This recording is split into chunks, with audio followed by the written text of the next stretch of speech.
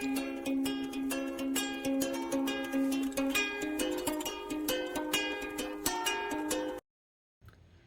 mga kachika, welcome back sa my channel.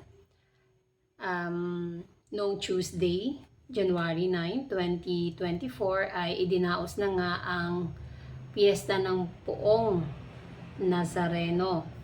At bago umpisahan ang traslasyon ay naimbitahan si Coco Martin at muling nagbahagi si Coco Martin ng kanyang mga naabot sa buhay dahil alam naman natin na si Coco Martin ay isa sa mga libo-libong devotee ng Black Nazarene. Kaya nag-share ng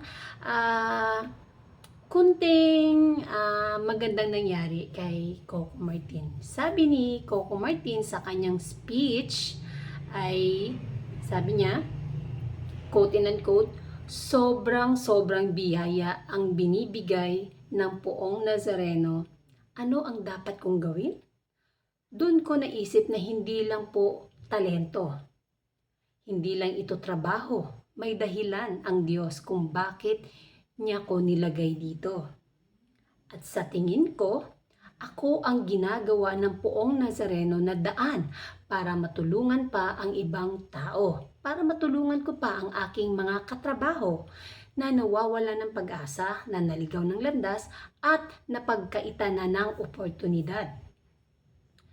Kaya sa simpleng paraan ng aking mga teleserye at ang aking mga pelikula, ang ginagawa ko, binibigyan ko pa rin ng opportunity upang magkaroon ng trabaho para matulungan naman nila ang kanilang mga pamilya. Walang hanggang pasasalamat sa iyo, mahal na Poong Jesus Nazareno. Dahil aside na nagsalita si Coco Martin,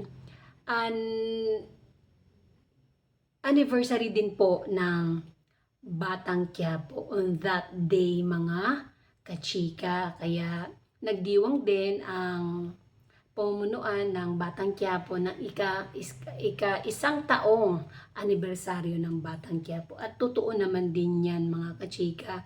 Totoo po lahat ng sinabi ni Coco Martin dahil marami po talaga ang nabigyan ng oportunidad ng mga artistang hindi na nabibigyan ng proyekto.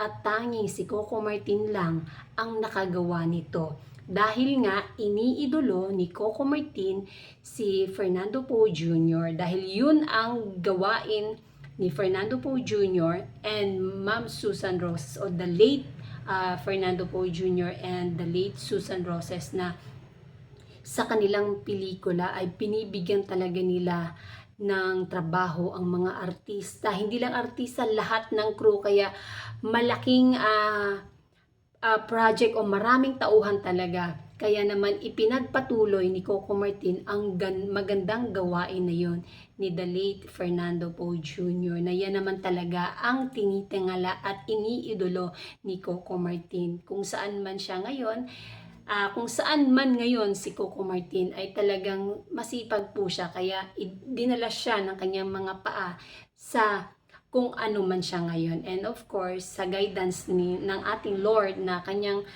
sinasamba na si Poong Nazareno, dahil devotee nga si Coco Martin, kagaya ng mga libo-libong mga Pilipino na deboto dito. Kaya marami din nagpapasalamat kay Coco Martin, mga artistang matagal nang hindi napapanood ay nakakapag-trabaho po sila. Tama, nabibigyan nila ng financial support ang kanilang pamilya. And para sa Coco Martin, mabuhay ka Coco Martin, and happy anniversary Batang Quiapo. Happy 1-year anniversary Batang Quiapo.